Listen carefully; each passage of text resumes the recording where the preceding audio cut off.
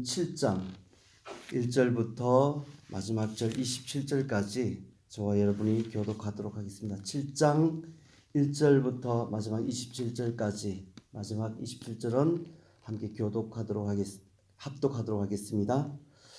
내 아들아, 내 말을 지키며 내 계명을 간직하라.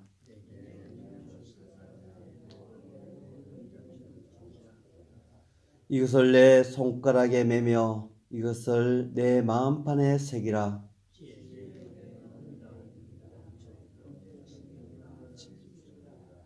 그리하면 이것이 너를 지켜서 음녀에게 말로 호리는 이방 여인에게 빠지지 않게 하리라.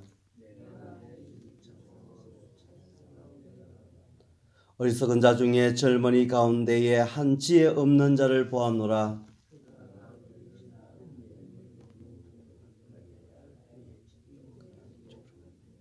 저물 때, 항온 때, 깊은 밤, 흑암 중에라.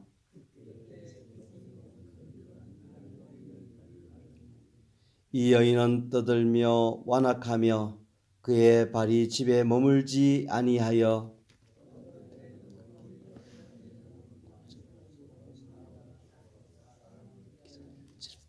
그 여인이 그를 붙잡고 그에게 입맞추며 부끄러움을 모르는 얼굴로 그에게 말하되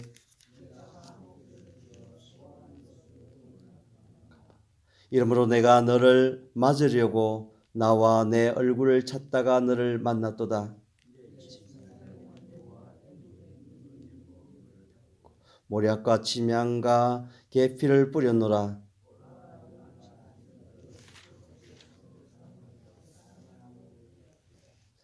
남편은 집을 떠나 먼 길을 갔는데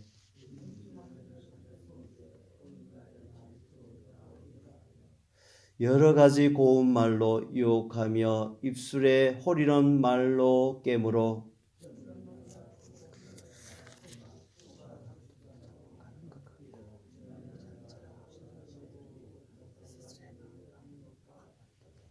필경은 화살이 그 간을 뚫게 되리라. 새가 빨리 그물로 들어가되 그의 생명을 잃어버릴 줄을 알지 못한가 같으니라.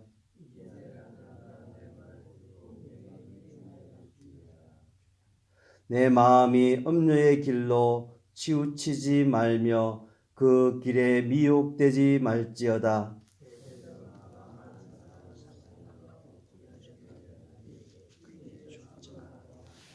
같이 읽겠습니다.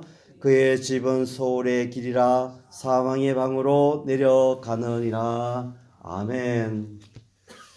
지금까지 잠언 1장부터 오늘 읽은 7장 말씀까지 보면서 늘 특징적으로 이야기하는 것은 부모가 내 아들아 부르면서 그를 훈계하고 가르치는 그런 형식으로 전하고자 하는 메시지를 지금까지 주었던 것을 보게 됩니다. 거의 1장, 2장, 3장 매 장마다 6장까지 그런 형태로 메시지를 주고 또 교훈하는 것을 보게 됩니다. 이런 형태로 주는 메시지의 교훈이 오늘 7장으로 마무리되어집니다.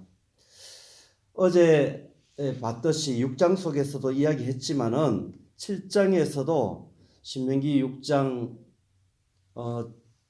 6절, 7절, 9절에 이르는 그런 말씀의 형태로 오늘도 그렇게 이야기하는 것을 보게 됩니다. 그 말씀의 근의를 이 부모가 가르치고 교훈하는 그런 이 말씀, 그것을 정말 계명처럼 중요하게 그렇게 생각하라는 그런 의미와 어떤 뜻을 가지고 그런 형태로 오늘 또 이 7장 첫 1절부터 27절 말씀 속에 그렇게 소개하는 것을 보게 됩니다. 그래서 1절 말씀 보게 되면 내 아들아 내 말을 지키며 내 계명을 간직하라. 내 말, 이 말씀 속에서 내 말, 내 계명, 내 법을 간직하고 지키며 살으라. 그렇게 말씀하고 있는 것을 보게 됩니다. 부모의 말을 하나님께서 이스라엘 백성들에게 주셨던 그런 계명처럼 계명으로 삼고 간직하라는 것입니다. 자기 눈동자처럼 그렇게 지키며 살아라는 것을 말씀하고 있습니다. 이것을 내 손가락에 매며 이것을 내 마음판에 새기라 하였습니다. 손가락에 반지를 끼듯 매고 그리고 가르치는 교훈을 몸의 일부처럼 지니고 살으라는 것입니다. 뿐만 아니라 여기서 이야기하는 것은 이것을 마치 돌판에 하나님이 주신 계명을 새기듯이 내 마음판에 기록하고 새기라고 권면하고 있습니다. 부모의 당부가 이처럼 여기서 끝나고 이야기를 마무리 짓는 것이 아니라 여기서 더 한 발짝 이 지금 7장 속에서는 적극적으로 그 지혜를 사람처럼 고백하듯 사랑을 고백하듯이 끊임없이 쫓아가고 사랑하고 그리고 그 지혜와 가깝게 지내기를 계속적으로 이 부모는 교훈하고 독려하는 것을 보게 됩니다. 지혜에게 너는 내 누이라 하며 명철에게 너는 내 친족이라 하라 이렇게 이야기하는 이 말씀의 내용 속에서 내 누이 이 지혜를 생각할 때 누이처럼 생각하라고 이야기합니다. 이 누이처럼 생각하라는 이 말이 아가서에 나오는 나의 신부와 연결되는 그렇게 짝하여서 생각할 수 있는 말씀이 이 너의 누이처럼 나의 신부처럼 생각해라. 나의 사랑하는 그런 사람처럼 마치 약혼해서 아니면 결혼해서 같이 살아가는 신부처럼 그렇게 가깝게 친하게 사랑하며 쫓아가라는 그런 것입니다. 명철도 마찬가지입니다. 내 친족이라 하라. 이렇게 말씀하는 것은 이 친족이라고 했을 때 우리가 언뜻 생각하는 것은 룻기 말씀 속에서 보아스와 룻의 그 관계 속에서 이야기하는 그러한 친밀감을 가지고 있는 가족, 친족으로 그렇게 생각하며 쫓아가라고 말씀하는 것입니다. 부모가 왜 이렇게 지혜를 가까이 하고 또 사랑하는 여인처럼 친족처럼 그렇게 가깝게 지낼 것을 강조할까? 우리가 그 부분을 생각하게 됩니다. 여기에서 그 이유, 그 목적, 왜 그렇게 해야 되는 것도 5절 말씀 속에서 소개하고 있습니다. 그리하면 이것이 너를 지켜서 엄녀에게 말로 호리는 이방 여인에게 빠지지 않게 하기 위해서 너를 그렇게 지혜를 마치 신부처럼 사랑하고 정말 반지를 끼고 한 몸처럼 그렇게 살아가라고 이야기하는 것입니다. 친족을 대하듯이 그렇게 그러한 관계 속에서 지혜를 생각하고 살아가는 것은 이방 여인에게 엄녀에게 그로부터 보호하고 지키기 위해서 그렇게 해야 된다고 그 이유와 목적도 오늘 5절 속에 소개하고 있는 것입니다. 이제 부모는 왜 지혜를 이토록 사랑하고 가까이 해야 하는 그 이유에 대해서 이제 더 나아가 구체적으로 한 가지씩 예를 들어 가지고 이 말씀 가운데서 이야기하고 있습니다. 그 이야기 가운데 오늘 대부분 차지하는 것이 7절부터 그 배경이 되는 이야기를 설명하고 나서 나중에 19절까지 이런 이야기를 전개해 나가는 것을 이 말씀 속에서 우리가 보게 됩니다. 말하는 이 지혜자, 부모라고 할 수 있는 사람은 이렇게 소개하고 있습니다. 7절, 8절 그 말씀 속에서 그는 어리석은 자 중에 젊은이 가운데서 한 지혜 없는 자처럼 그렇게 행동하는 것을 소개합니다. 그런데 이것을 어떻게 들은 이야기를 이야기하는 것이 아니라 자기가 오늘 성경에 보니까 창가에 가가지고 서서 이렇게 바깥을 내다보듯이 위에서 자기가 이렇게 내다보듯이 그런데 그 비치는 바깥에서 비치는 한 오늘 이야기하는 어리석은 자 중에 젊은이 가운데 한 지혜 없는 자라고 이렇게 규정하면서 그가 어떻게 행동하는지 멀리서 관찰자 입장에서 이렇게 바라보면서 그를 설명해는 그에 대한 이야기를 해나가는 것이 이후에 19절까지의 그 내용인 것입니다. 그냥 어떻게 보면 혼자 말하듯이 이야기하는데 이 예를 들어서 이야기하는 것을 통해서 자기 아들에게 지금 교훈하고 그에 대해 주는 메시지를 말씀하고 있는 것입니다. 그때 그 시간은 그 젊은 청년, 지혜 없는 자 같은 그 젊은이가 그가 거리를 지나 이렇게 소개하고 있습니다.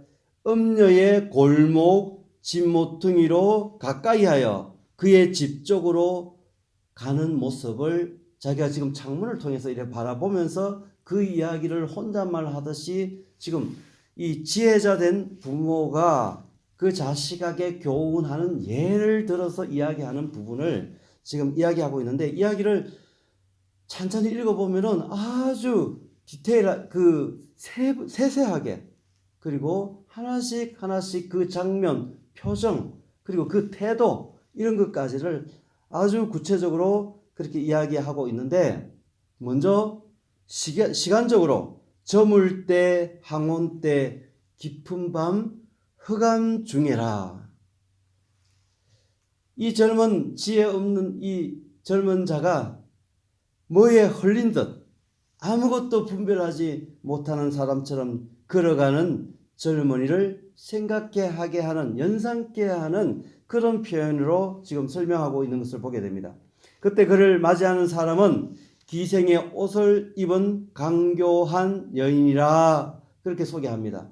강교한 여인, 마음을 살핀다는 의미라든가 아니면 마음을 숨겼다는 그런 의미로 우리가 이것을 번역하고 그 의미, 원래의 의미를 생각할 수 있겠습니다. 마음을 살핀다는 것은 어떻게 그것을 홀리게 할 것인가, 어떻게 정신을 홀려서 그것을 꿰일 것인가 해서 그 마음을 살펴서 그게 적재적소에 맞는 말로 한다는 거예요. 그리고 실제 자기의 의도와 자기의 목적은 숨긴 여자, 그것이 오늘 강교한 여인이라고 이야기하는, 그것을 번역하고 원래 생각했을 때 그 의미가 그런 의미입니다. 그 강교한 이 여인은 바깥으로는 막 떠듭니다. 그리고 실제는 그의 마음은 완악하며 완고하며 그의 발이 집에 머물러 있지 않고 어떻게든지 자기와 만나서 깰 자를 찾아 그렇게 나간다고 오늘 이 제3자적인 관찰자적인 입장에서 지혜자된 이 부모, 그가 지금 설명하고 소개하고 있는 것을 보게 됩니다. 그것을 향하여서 마치 누가 표현하듯이 상갓집의 개처럼 여기저기 기웃거리면서 돌아다니는 한 젊은 지혜 없는 자가 그 골목길, 그 모퉁이, 그것을 쫓아가는 그러한 모습들을 이래 바라보면서 그것을 지금 예를 들어서 설명하고 있는 모습을 보게 됩니다. 그는 광장에서 또 모퉁이마다 서서 자기가 꿰일 자를 찾고 있는 그 강교한 여인의 이 젊은 지혜 없는 자가 포착된 것입니다. 이 이야기를, 이 세부적인 내용을 아까 앞에서 말씀드렸듯이 13절부터 19절까지는 세세하게 마치 어떤 그 한 동작, 한 표정, 그와의 관계 속에서 무슨 말을 하고 그리고 그 심리적인 것까지 세세하게 이 지혜된 아버지 선생이 창문을 넘어서 관찰하듯이 소개하고 담담하게 그것을 설명해 나가는 장면이 이 13절부터 19절까지의 이야기인 것을 보게 됩니다. 먼저 그 여인이 그를 붙잡고 하는 이야기가 그에게 입맞추며 그에게 말합니다. 그런데 이 관찰자가, 아버지 이 지혜자가 뭐라고 얘기하는가 하면은 부끄러운 줄 모른다는 거예요.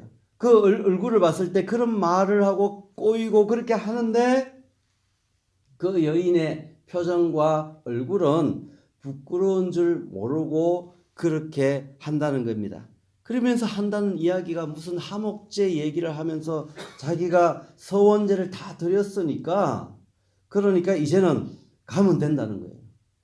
자기가 무슨 말 행설수설시키면서 이게 맞지 않은 논리적으로 맞지 않은 하목제와 무슨 그 서원을 다 갚았다는 그런 이야기가 이게 맞지 않은 그런 이야기들을 지금 늘어놓으면서 쉽게 말해서 이 젊은 지혜 없는 자를 꼬이기 위해서 깨기 위해서 그렇게 이야기하는 것입니다.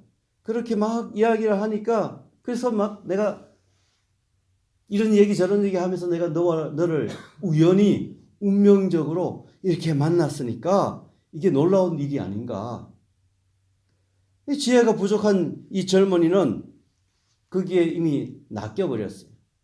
그렇게 하니까 이제 절반은 이제 넘어왔으니까 거기에 대고 막 더 적극적으로 유혹의 말을 통해 가지고 이 젊고 지혜가 없는 이 젊은이를 완전히 깨어서 넘어뜨려 이제 끌고 갈 수 있는 그런 상황까지 이끌어 나가는 그 전개 과정을 하나하나 설명하고 있는 것을 우리가 발견하게 됩니다. 이제 그렇게 완전히 넘어왔다고 생각하니까 이 강교한 여인이 자기의 신분도 자기가 원래 가정을 가지고 있는 그런 여자인데 이 남편이 멀리 갔다는 거예요. 그러면서 자기의 의도와 자기의 생각, 자기의 목적 이렇게 한 부분들을 드러내어서 이야기하면서 그리고 자기 집으로 갈 것을 지금 청하면서 이 지혜 없는 자, 이 젊은 자를 속여서 꼬여서 타락의 그 수렁 가운데로 끌고 가는 모습을 21절까지 말씀하고 설명하고 세세하게 그 표정, 동작, 한 장면들을 이야기하는 모습을 이 지혜자, 부모 선생된 자가 지금 자기 아들에게 말씀하고 있는 내용이 그 예를 들어서 한 내용이 지금 오늘 이 이야기인 것입니다. 이 이야기대로 정말 어떻게 보면 밤에 낮에는 천사처럼 그리고 모든 것을 그 속에서 지키며 정직한 자처럼 도덕군자처럼 그렇게 살아가고 그렇게 말하고 그렇게 가르치고 그렇게 행동하지만은 정작 어두워 항원 때에 저물어 갈 때에 방황하는 어떤 새처럼 그 그물에 걸려서 영원히 빠져나오지 못할 것 같은 그 골목 그 길로 돌아갔을 때 그가 지혜 없는 자로 한 젊은 자로 그렇게 살아갈 때 그 인생이 어떻게 되는가 그렇게 오늘 이 지혜자 아버지가 설명하고 있는 것입니다. 지금까지 관찰하듯이 지켜보고 있는 그 지혜자는 깨는 여자와 게임을 당하는 자의 모습을 간단하게 정리해서 마무리해 나가는 것을 보게 되는데 21절에 보게 되면 깨는 여자는 여러 가지 고운 말로 유혹하고 입술에 허리는 말로 깨였다. 그런 사람이라는 거죠. 깨이는 여자는. 그리고 이 지혜 없는 젊은이는 자기가 어디로 왜 가는지 알지도 못하고 처음 만난 낯선 여자를 곧장 그냥 그 몇 마디 말에 표정에 손짓에 따라갔다. 그런 사람으로 그냥 정리를 해 나가면서 자기가 한 이야기 속에서 정리해 나가면서 그 모습을 지혜자가 보니까 마치 뭐라고 이야기합니까? 22절에 소가 도수장으로 가는 것 같고 소가 도살장으로 가는 것 같고 미련한 자가 벌을 받으려고 쇠사슬에 매이러 가는 것과 같도다. 지혜자 아버지가 봤을 때는 이런 지혜 없는 젊은 이 사람이 하는 행동이 그러한 모습으로 이 세상 가운데서 빠져드는 것 같더라. 소개하는 말씀인 것입니다. 지혜자가 봤을 때 따라가는 그의 결말을 보니까 뻔한 거예요. 그래서 23절에 필경은 화살이 그 간을 뚫게 되리라. 새가 빨리 그 물로 들어가되 그의 생명을 잃어버릴 줄을 알지 못한가 같으니라. 그 어리석은 젊은 지혜 없는 자, 그가 그렇게 자기의 생명을 잃어버릴 줄 모르고 그렇게 행동하더라. 그거는 어떻게 될 줄은 보나마나 뻔한 것이다. 그렇게 함으로 참 그 인생이 비극적이고 정말 불행한 결말을 맺는다. 이것을 이 부모 지혜자 선생님이 마지막 결론처럼 그렇게 게임을 당하고 쫓아가는 젊은 지혜 없는 자에 대해서 설명하므로 예를 들어서 지금 교육하고 교훈하고 있는 것을 보게 됩니다. 이야기를 마친 이 지혜자 아버지는 그렇기 때문에 마지막에 이제 마무리를 합니다. 거기서 예를 들어서 이야기했으니까 결론적으로 자기 아들에게 직접적으로 또 단단히 당부하듯이 마지막 결말을 맺으면서 이 7장 마지막 27절까지의 말씀을 맺는 것을 보게 됩니다. 그러니까 이제 내 아들들아, 내 말을 듣고 내 입의 말에 주의하라. 이 말을 하고 싶은 거예요. 지금 내 마음이 음료의 길로 치우치지 말며 그 길에 미혹되지 말지어다. 24절 25절 말씀입니다. 왜냐하면 그렇게 해야 할 이유는 26절 27절에 그것을 구체적으로 말씀하고 있습니다. 대저 그가 많은 사람을 상하여 엎드러지게 하였나니 그에게 죽은 자가 허다하니라. 이 강교한 여인이 마치 전사처럼 그렇게 꼬여서 넘어뜨리고 죽이는 그 일들 앞에 그 여자가 그렇게 하기 때문에 너가 그 게임에 너가 넘어가면 안 된다. 지혜 없는 자처럼 그 젊은 자처럼 그렇게 살면은 안 된다. 지금 부모된 지혜자가 아들에게 신신당부하며 마지막 결론을 그렇게 메시지를 교훈을 주는데 27절에는 마지막에 심지어 그의 길은 그의 따라간 그 길은 그의 집은 소홀의 길이라. 그러므로 그 27절 마지막에 사망의 방으로 내려가니라. 그 젊은 지혜 없는 자의 결국과 마지막과 똑같은 결말을 내림으로 자기 아들에게 이 세상 가운데 정말 혼탁하고 세상이 별의별 수단을 가지고 꼬이는 이 세상 가운데 너가 지혜 있게 지혜와 함께 지혜를 사랑하고 그 지혜로 이런 세상의 유혹과 꼬임 속에 늘 이기며 물리치며 승리하며 살 것을 마지막 이 7장 속에 세세하게 눈으로 보듯이 그렇게 설명하며 자기 아들을 지혜자로 이 땅 속에 살아갈 것을 권면하고 당부하는 교훈인 것을 오늘 보게 됩니다. 이 아침에 우리가 함께 기도하는 것은 우리의 자녀들을 위해서 또 저희들이 함께 믿음으로 살아가는 과정 속에서 수많은 유혹과 꼬임 속에서 늘 주님의 주시는 말씀으로 말씀을 계명으로 붙들고 그 말씀에 덕불 삼아 살아가는 그런 복된 우리 자녀들 또 저희들 될 수 있도록 주님 축복해 주시옵소서. 기도하는 새 아침이 되시기를 주님의 이름으로 축원합니다. 기도하겠습니다. 하나님 아버지 고맙습니다. 감사합니다. 험하고 어려운 이 세상 가운데도 주님의 말씀을 붙들고 정말 하나님 앞에 순결한 신부처럼 살아가는 복된 귀한 주의 성도 제자 되게 하여 주시옵소서. 예수님 이름으로 기도드립니다. 아멘.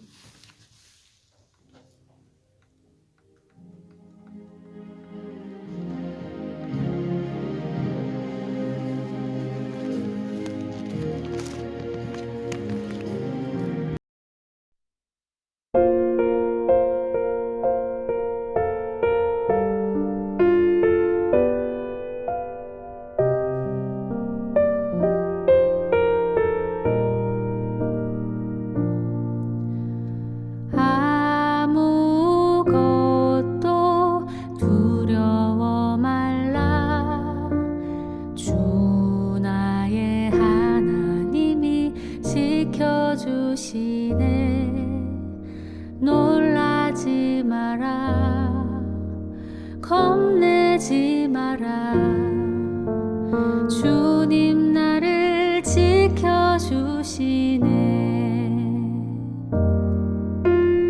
아무것도 두려워 말라. 주 나의 하나님이 지켜주시네. 놀라지 마라. 겁내